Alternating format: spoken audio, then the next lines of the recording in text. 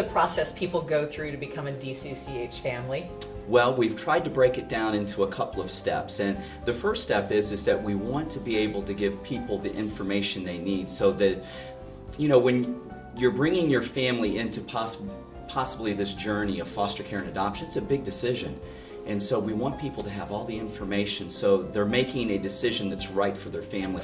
What we do is we offer a couple of informational meetings each month. One is usually in the community, like at a library, and then we usually have one here at our DCCH campus. So once they decide they want to commit to the training, what is that process like?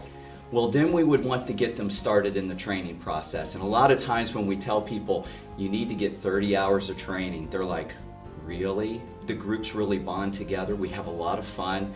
And some of the things that people say are just really amazing. They're like, not only do we feel better prepared to parent our own kids, but we feel like we have better skills just as people.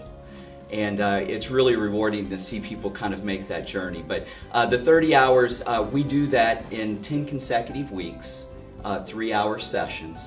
And once we get to that place, we're ready for the final step in the process. Talk about what the home has to be like, because you have to approve the home, correct? Right, that's where the third part of that comes in, and that's where we do what's called the home study. And the home study consists of doing some paperwork. Yes, we have to do background checks, and there's kind of a little bit of paperwork, and some of our participants would say a lot of paperwork. But that's just part of the process. But yes, we go to the homes, and some people are all anxious about this. Is like, oh no, how clean does the house have to be type thing. And we're not going to homes to look for cleanliness. We're looking to make sure that the safety requirements are there, and we really want to be able to see what families look like and how they kind of function in their home environment. Usually there's about 2 of those home visits.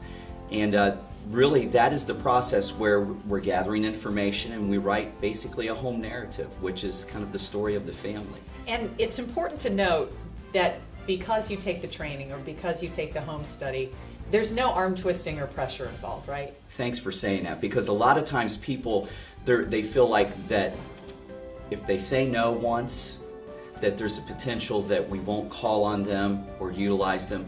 And from the beginning to the end of the process, and if that ends up in the ultimate goal of adoption, we never want to pressure anybody.